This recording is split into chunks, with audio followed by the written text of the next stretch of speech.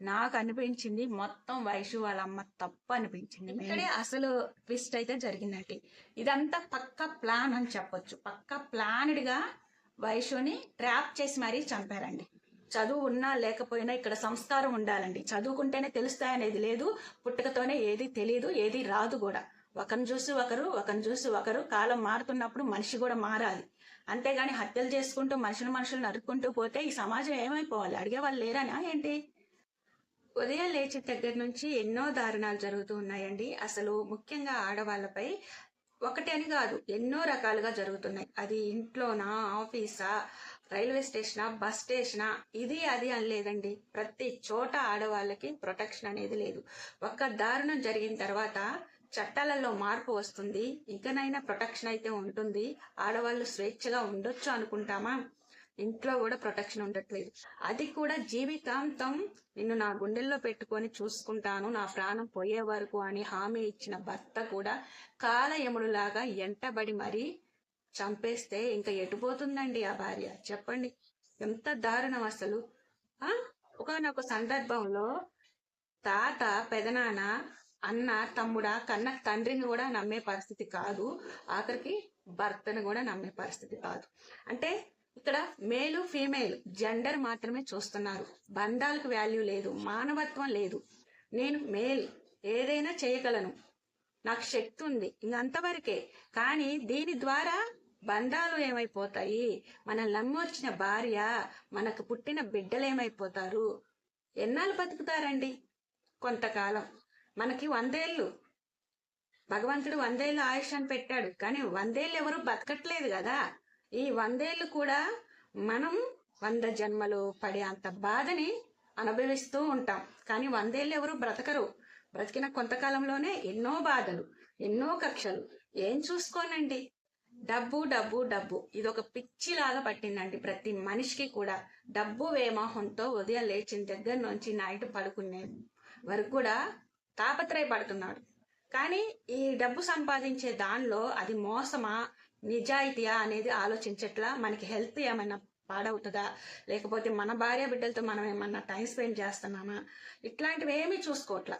ఇప్పుడు ఎంతవరకు అవసరం అవుతుందండి డబ్బు మనం బ్రతకడానికి, మన పిల్లల్ని పోషించడానికి, అలాగే మనకుండే సమస్యలను కొన్ని క్లియర్ చేసుకోవడానికి. ఆ తర్వాత మన పిల్లలు ఒక దారిలోకి వచ్చినప్పుడు వాళ్ళు సంపాదిస్తారు కదా. మరి ఎందుకు ఈ వెంపర్లాట? ఎందుకు అర్థం కావట్లా. ఈ డబ్బు పిచ్చితో హత్యలు, మానవత్వం లేదు, భార్య లేదు, బిడ్డ లేదు, తల్లి లేదు, తండ్రి లేదు, హత్యలు జరుగుతూనే ఉన్నాయి. మనం పుట్టినప్పుడు ఎలా వస్తాం మీ అందరికీ తెలుసు. మరి వెళ్ళేటప్పుడు కూడా అలానే వెళ్తాం, కానీ మన దగ్గర ఉన్న డబ్బు కట్టలను అయితే తీసుకెళ్ళాం కదా.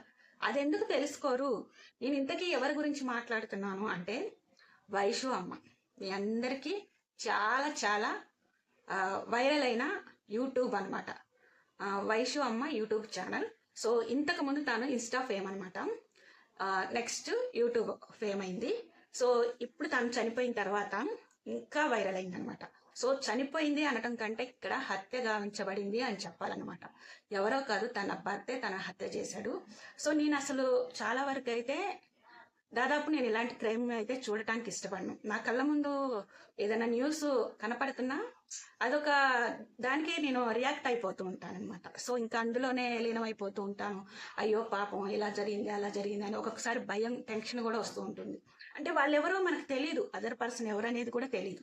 సో వాళ్ళ గురించి మనం ఎందుకు ఆలోచించాలి అనే వాళ్ళు కొంతమంది అనుకొని సైడ్ తప్పేసుకుంటారు. కానీ నాకేంటంటే కొన్ని రోజుల పాటు అదే ఉంటుంది మా ఇంట్లో.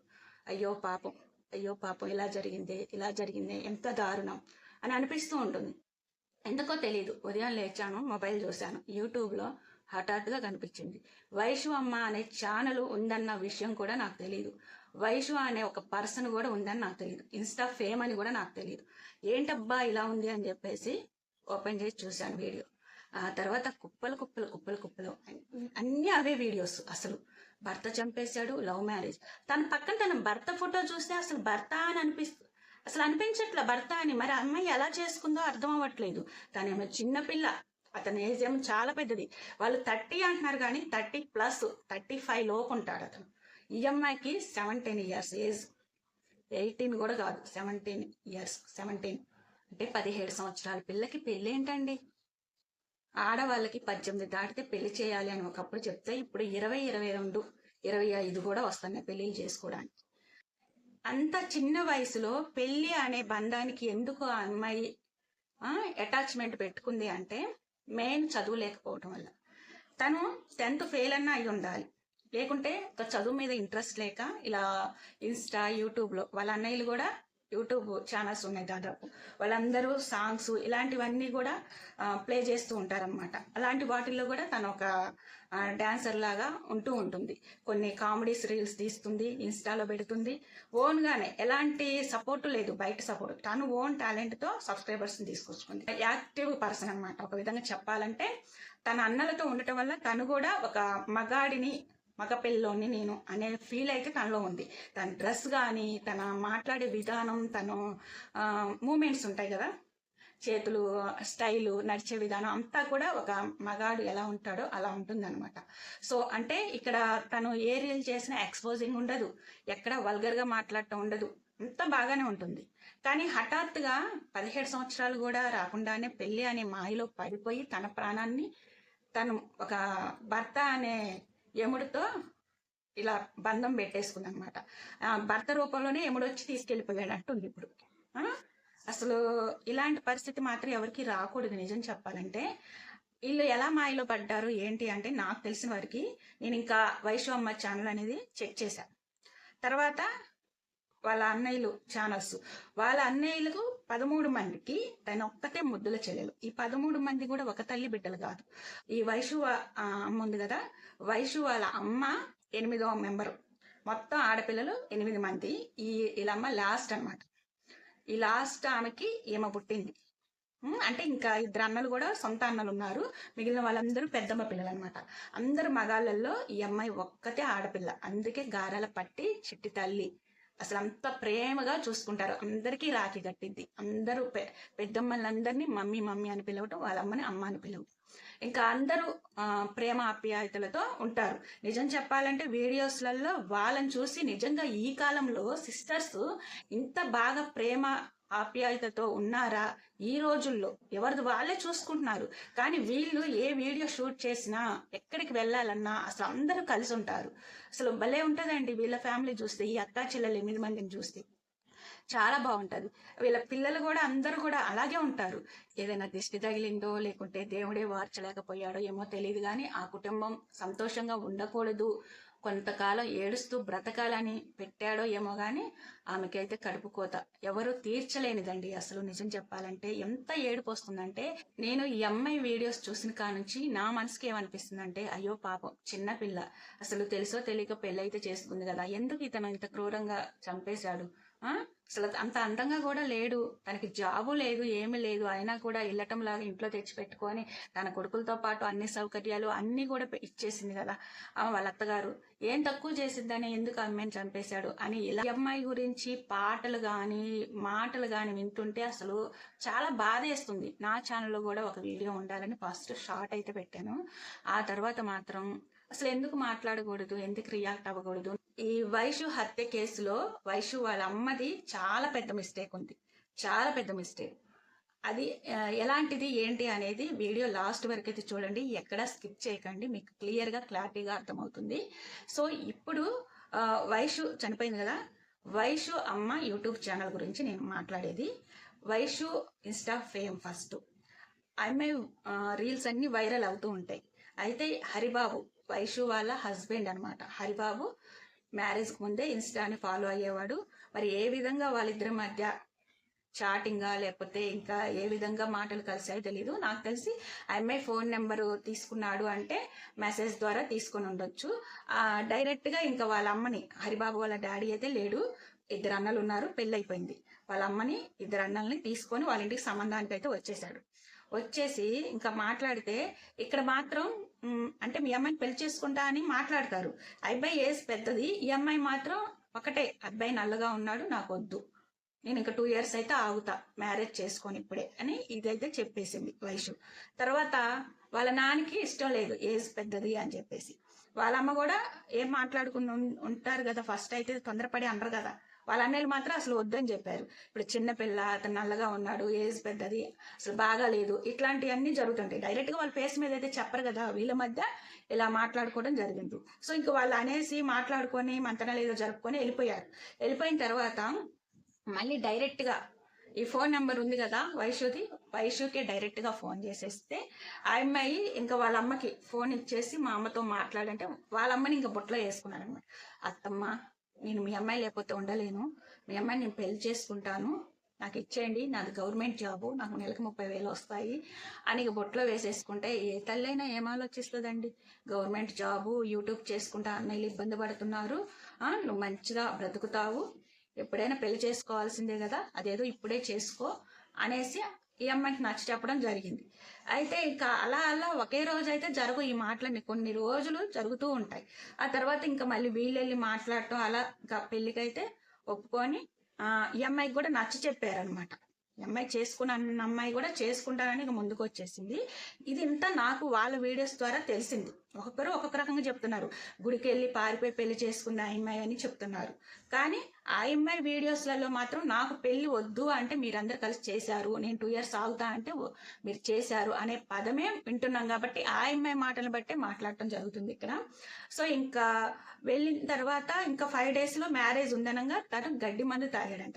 గడ్డి మందు తాగిన వ్యక్తి 99% ఒక 2 నెలలు కావచ్చు, 3 నెలలు కావచ్చు, సంవత్సరానికి అయితే అసలు బ్రతికుండరు, చనిపోతారు.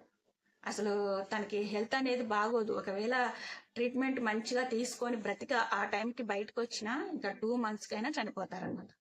సో అలాంటిది తను గడ్డి మందు తాగాడని చెప్పేసి వీళ్ళకి తెలిసి వైశ్య వాళ్ళ ఫాదర్ వెళ్ళాడు హాస్పిటల్ చూడటానికి.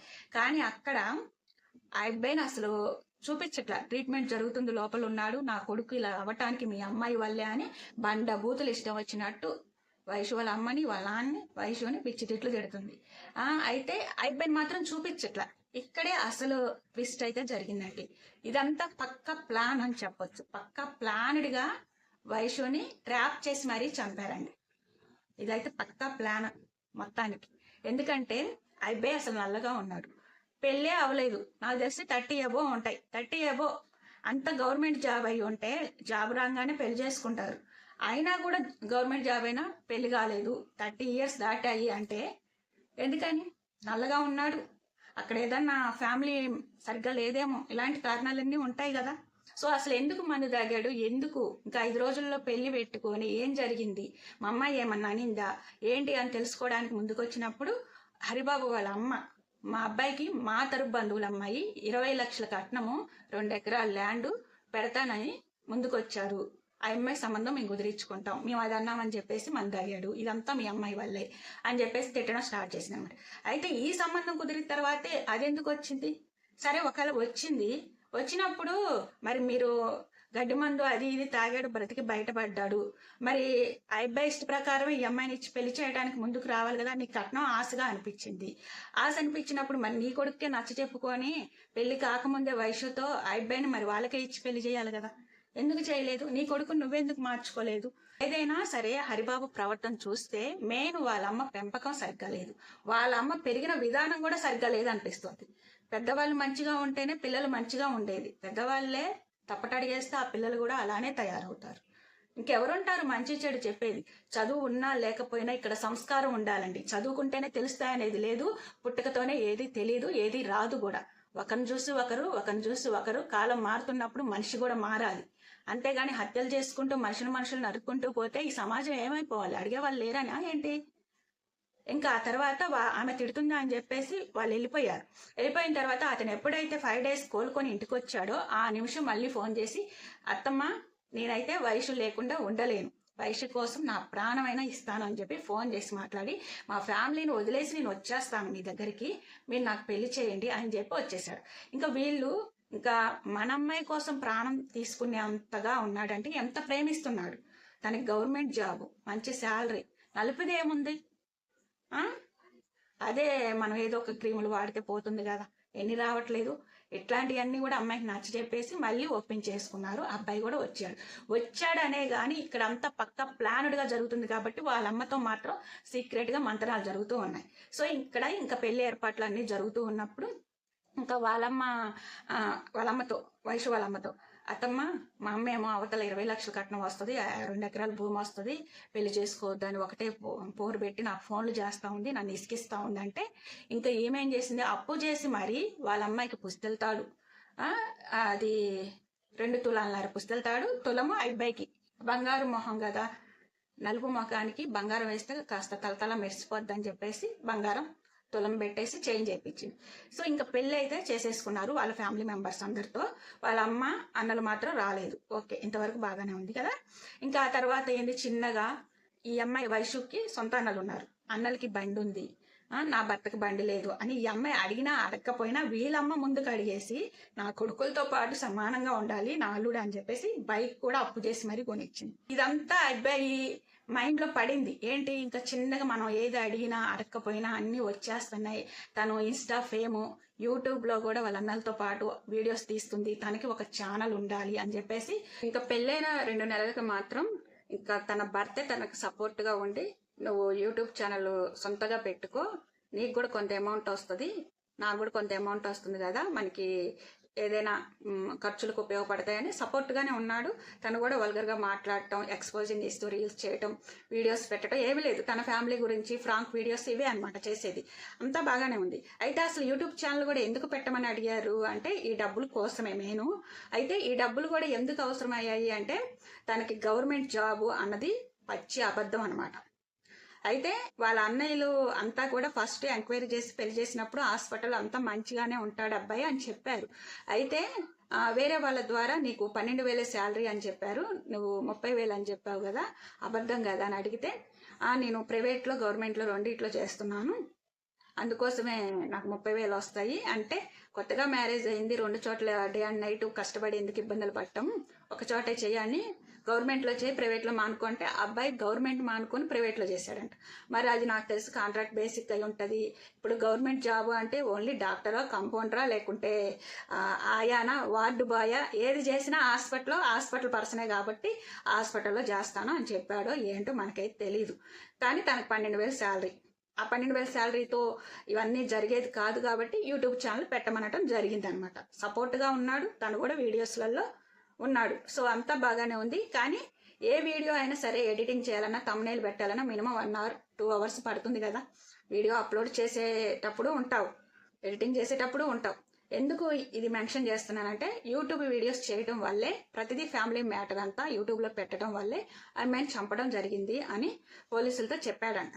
సో మరి నువ్వేం చేస్తున్నావు, నువ్వు కూడా యూట్యూబ్లో ఉన్నావు కదా, నువ్వు లేకుండా ఉండి ఆమె ఒక్కతే ఎక్స్పోజింగ్ చేస్తూ వల్గర్గా మాట్లాడుతూ ఏమన్నా రచ్చరచ్చంతా లేకుంటే 4 గోడల మధ్యది కూడా యూట్యూబ్లో పెడుతుంటే అది కదా తప్పు.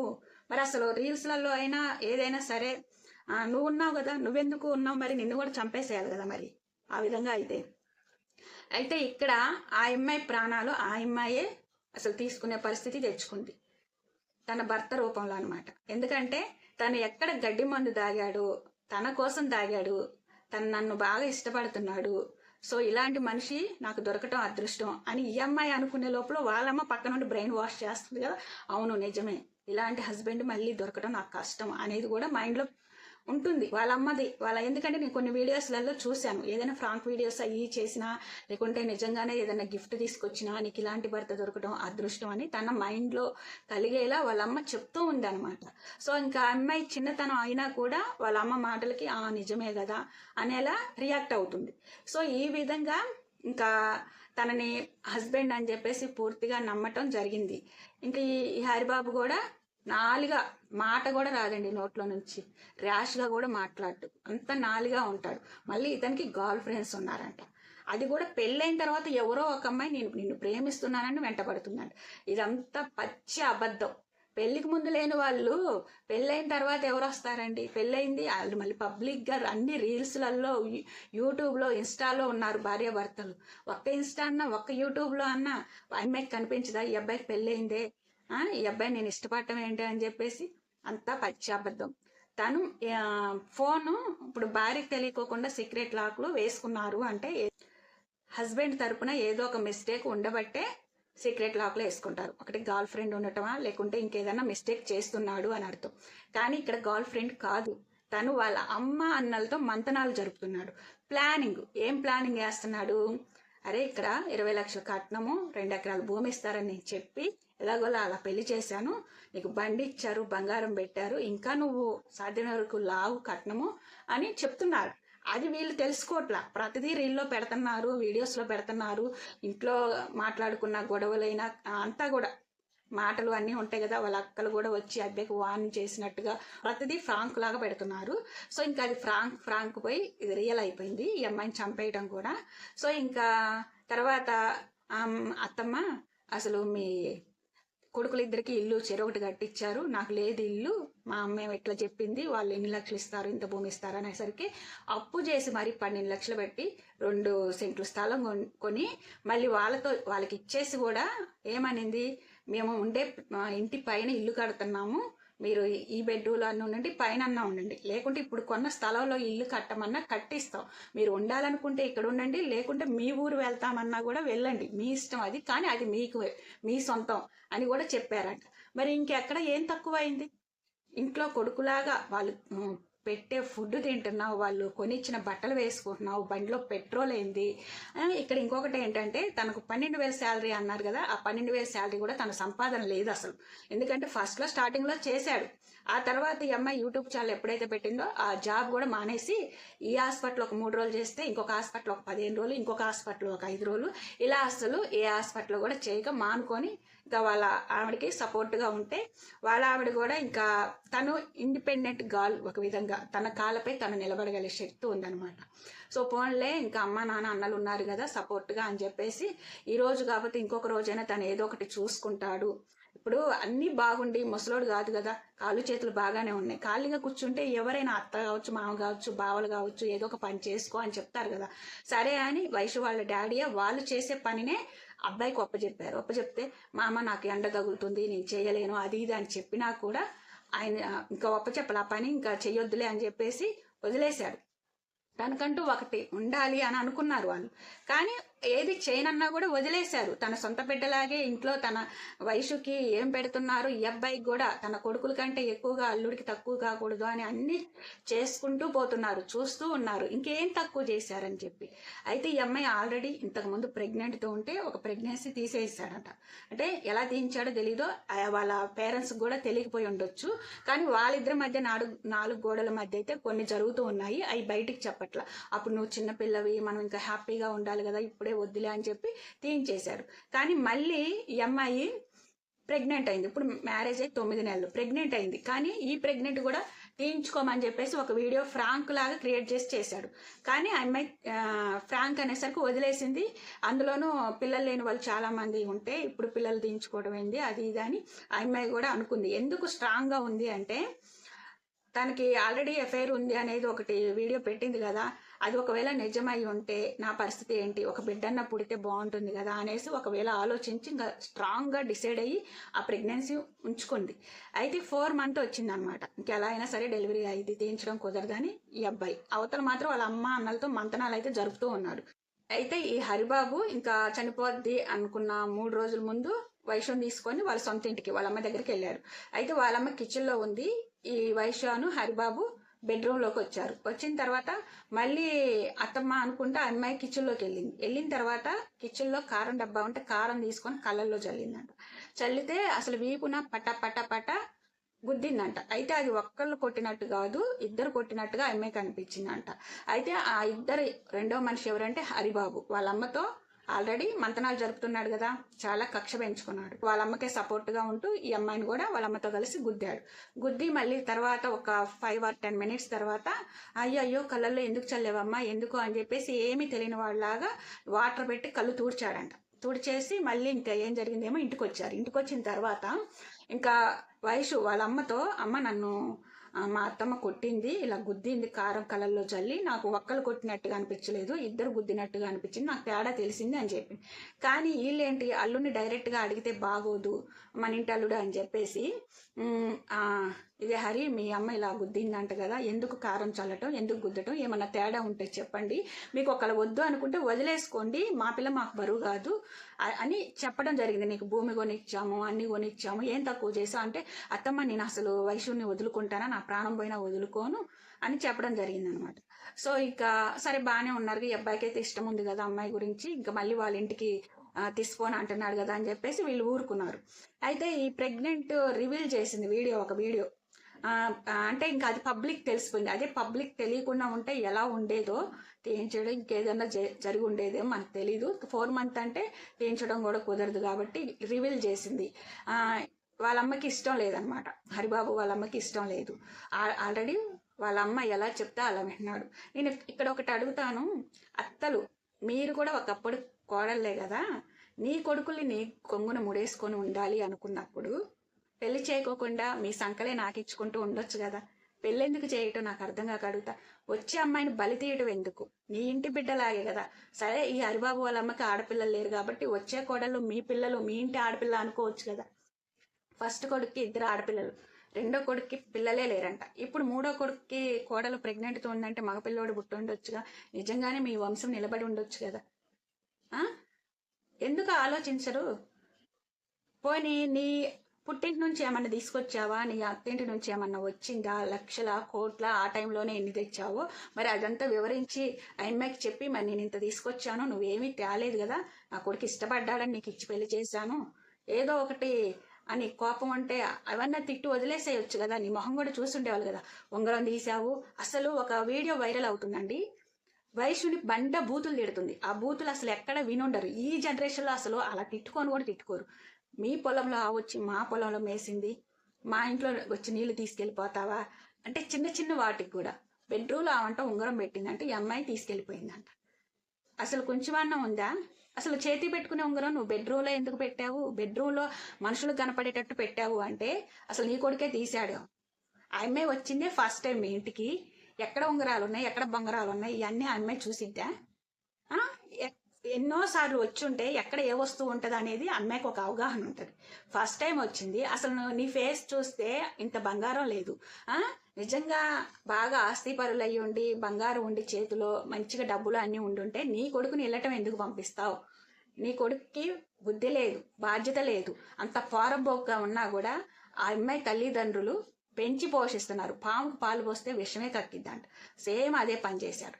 నీ కొడుక్కి నచ్చ చెప్పుకోవాల్సింది పోయి కట్నం, అక్కడ ఎవ్వరూ కట్నం ఇచ్చేవాళ్ళే లేరు, అసలు పిల్లని ఇచ్చేవాళ్ళే లేరు. కానీ ఇదంతా ఒక నాటకం, ట్రాప్ చేసి పెళ్లి చేసుకోవడం జరిగింది. చివరికి ఆమెను బలి తీసుకున్నారు. ఈరోజు ఏమన్నా బాగుపడతారా మీరు? 4 అరెస్ట్ అయ్యారు కదా, అది మళ్ళీ ఎలా? మనకి ఎమ్మెల్యే సపోర్ట్ ఉంది, అమ్మాయి నువ్వు చంపేసేరా. అసలు ఆ వాయిస్ కాల్ ఎంత వైరల్ అయిందంటే నిన్ను 4 రోజులు చంపేస్తా అన్నట్టుగానే నిజంగానే చంపేసింది. అసలు అబ్బాయిని నోట్లో నుంచి మాట కూడా రాదు హరికి. అసలు అబ్బాయి చంపుతాడంటే ఎవరు నమ్మరు కూడా, కానీ చంపేశాడు. అక్కడ 2 3 వాళ్ళ అమ్మ మాటలు, వాళ్ళ అమ్మ సపోర్ట్ని చూసి చంపేశాడా? మనకి ఎమ్మెల్యే సపోర్ట్ ఉంది, నువ్వు చంపేసేయరా. నువ్వు ఒక్కడవే ఉంటావు లోపల, నిన్ను 3 నెలలు మేము విడిపిస్తాం, నీకు ఇంకో పెళ్లి చేస్తాం. అది మీ 4 వచ్చామనుకో, 4 చంపేసామనుకో కలిసి, 4 లోపలికి వెళ్తే ఎవరు మనల్ని విడిపిస్తారు?